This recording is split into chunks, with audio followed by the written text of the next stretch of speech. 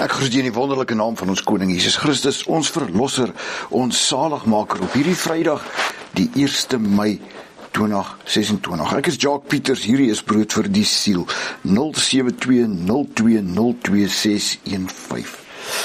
Jy weet, ek lees in Matteus 15 vanmôre, en laas nag gebeur daar iets, en dit laat my toe dink, hoekom het die Vader vir ons in die Ou Testament sekere dinge gesê, maar Jesus het dit so 'n bietjie kom verander in die Nuwe Testament.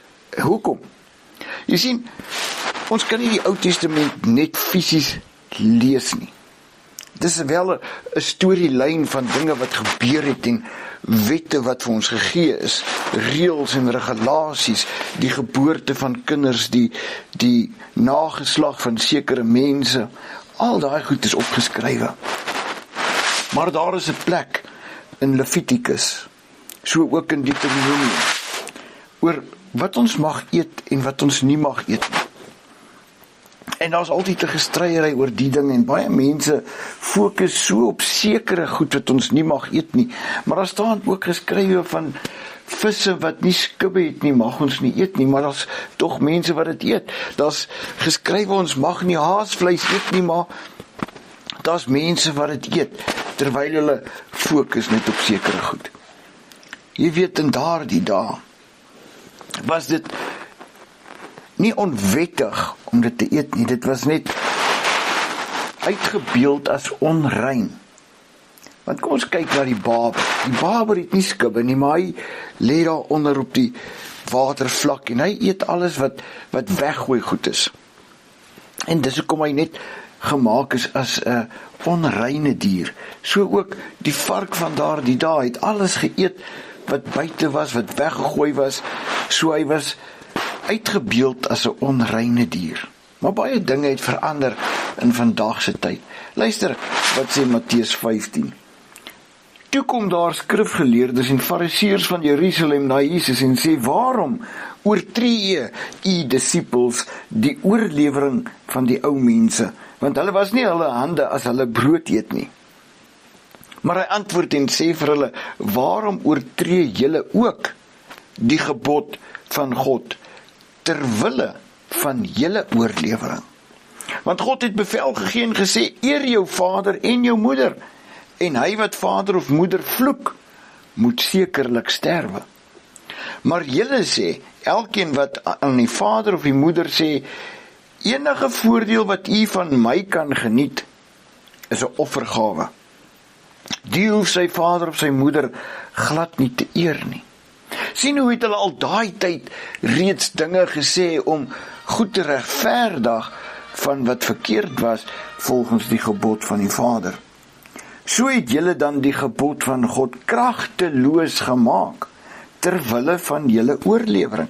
En daarom het Jesus die dinge vir ons kom uitbeeld en reggestel vir ons wat vandag lewe.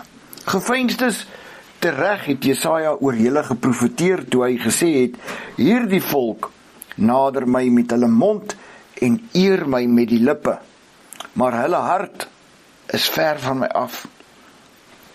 Ek vra jou vanmôre, eer jy God met jou hart of met jou mond? Maar te vergeefs vereer hulle my. Deur leringe te leer wat gebooie van mense is. Luister mooi, gebooie van mense is. En hy het die skare na hom geroep en vir hulle gesê, luister en verstaan. Nie wat in die mond ingaan, maak die mens onrein nie, maar wat uit die mond uitgaan, dit maak die mens onrein. Met ander woorde, dis die dinge wat ons spreek, die dinge wat ons sê, dit hoe ons mense bevraagteken in ons lewe, hoe ons mense sleg praat, dit is die dinge, wanneer ons mense vloek, wanneer ons die dinge doen teen die woord van ons Vader. Dis nie wat by ons monde ingaan, wat ons onrein maak nie. Dis wat ons spreek, dis wat ons sê. Daarop kom sy disippels nader en sê vir hom, weet u dat die fariseërs, toe hulle die woord hoor, aanstoot geneem het. Want hulle het skuldig gevoel. Jy weet, een van die grootste redes hoekom mense nie vandag hulle Bybels lees, of die waarheid uit die woord wil hoor nie, is omdat hulle aanstoot neem daaruit. Vers 13, maar hy antwoord en sê, elke plant, wat my hemelse Vader nie geplant het nie, sal ontwortel word. Laat hulle staan. Hulle is blinde leiers van blindes. En as 'n blinde 'n ander blinde lei, sal albei in die sloot val. Met ander woorde, daar is leraars, in vandag se dae ook, wat valse leringe gee en bring, en die blindes volg hulle. Die blindes luister na hulle, en albei gaan in die sloot val, want hulle is op die verkeerde pad.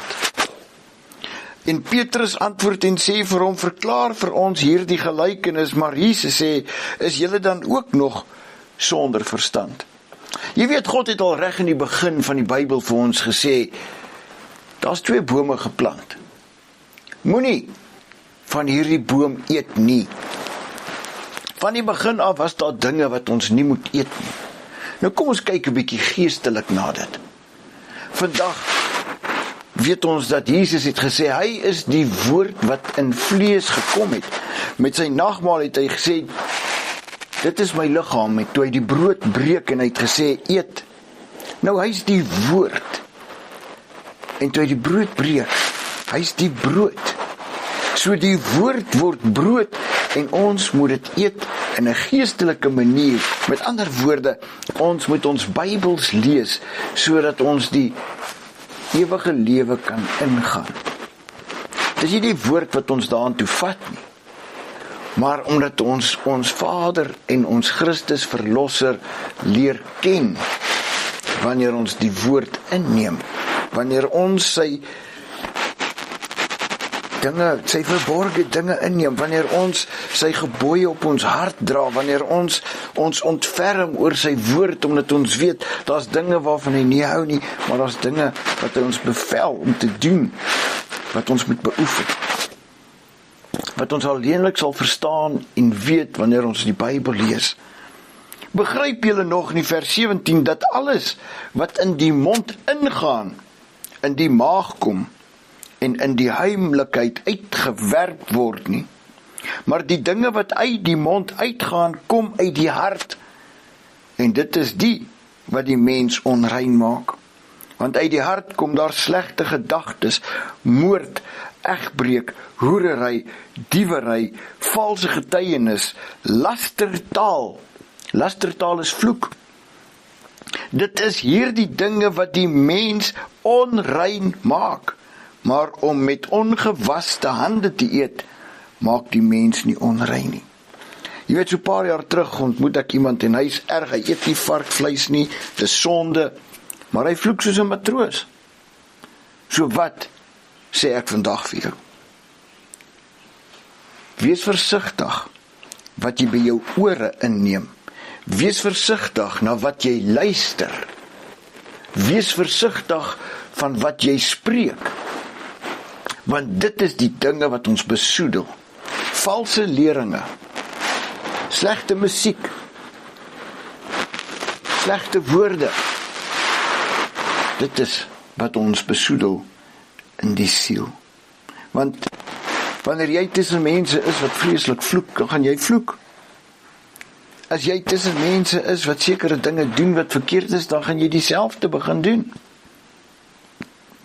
So wees versigtig aan wie se tafel jy sit, saam met wie jy die geestelike voedsel eet wat hulle dien.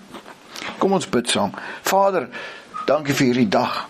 Vader, ons vra dat U ons vooruit gaan. Vader, dat U ons sal beskerm teen die bose, en dat U die lig op ons pad sal bly. In Jesus naam. Amen. Onthou, lees jou Bybel, moenie toelaat dat die wêreld jou mislei nie. Groete.